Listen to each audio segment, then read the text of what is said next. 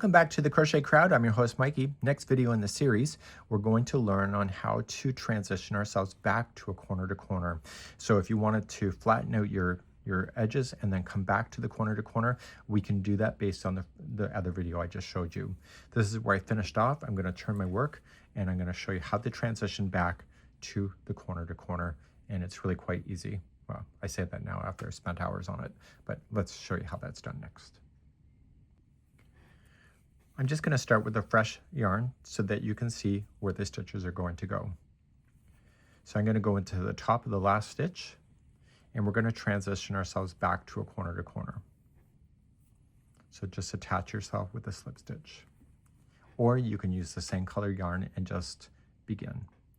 So to begin, you're going to chain one and you are going to then put a single crochet into the top of the first stitch.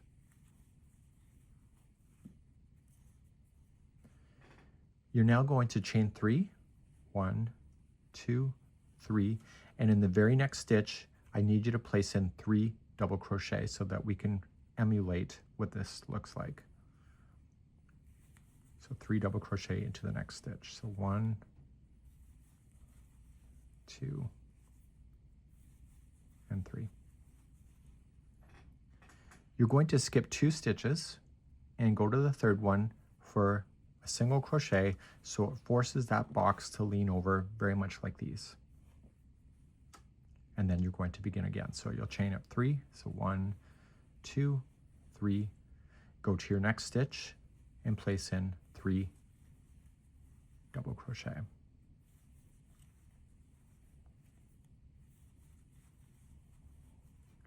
Skip 2 and single crochet the third one away. This is all you're going to do across your row. So chain 3, 3 double crochet into the next stitch.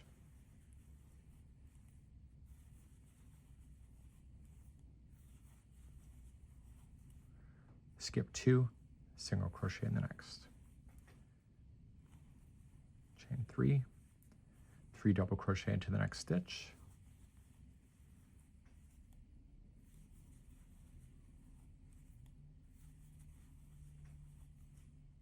Skip 2, single crochet the next. I'm just going to stick it out with you, going all the way across the row in the same manner.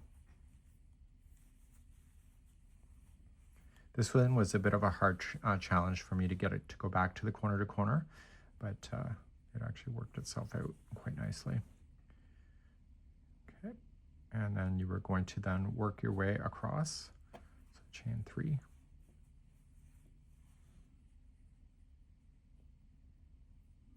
Skip the next one. Sorry, not skip the next one. 3 double crochet in the next. Skip 2 and go into the top of the first double crochet you created with a single crochet. So you should have the same number of boxes as you did down here. So we have 1 box, 2, 3, 4, 5, 6. 1, 2, 3, 4, 5, 6. And now we're going to turn our work and begin the process now of going back towards doing the point once again. To begin doing the point, it's just like now we just got to treat it like a regular corner to corner and we're going to come back in. So we're in the wrong spot right now, just how we would be on an edge of a corner to corner when we're doing a decrease. And I want you to slip stitch across the tops of the stitches.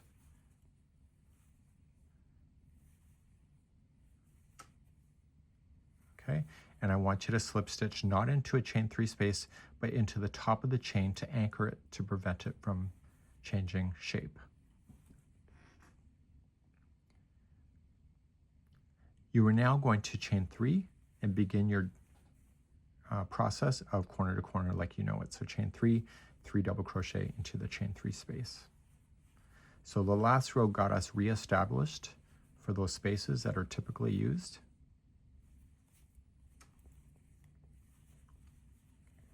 And then you skip on over and slip stitch into the chain 3 space to pull it over. Chain 3 and 3 double crochet. So this is just regular C to C work now. If you're familiar with C to C, meaning corner to corner, then you know what you're doing at this point. So I'm going to get myself almost all the way across, and I'll show you how I will finish it so that we can keep the transitioning going to end up in a point. So I'm just going to finish this final box. So you're just going to chain 3 and 3 double crochet into the last chain 3 space that was there. And I like to anchor, meaning I don't like to go into a chain 3 space. When I anchor, I go into a top of a chain 3 on an edge so that I can keep that edge nice and flat. And therefore I can turn my work, and we should actually now have one less box. So we had 6 here, now we have 5. Next time we do it, we're gonna have 4, 3, 2, and 1. Let's show you how a new row will start, and then you can make your way to the corner. To start a new row, you're just going to slip stitch across the tops of the stitches and into the top of the chain, not to a space, to keep it from shrinking and making a weird shape. So usually we're always taught to put it in this chain 3, but it makes it collapse. So you're going to chain 3 and 3 double crochet into the same space. 1, 2, and 3. And then come on in to the chain 3 space, slip stitch, and chain 3, and do this to the other side. I'll see you closer to the last box of the row in just a moment. Okay, so I chain 3 and 3 double crochet into that space, and then I slip stitch it to the top of the chain to anchor it into position so it doesn't move around to create a weird shape. And now there's 4 boxes instead of 5.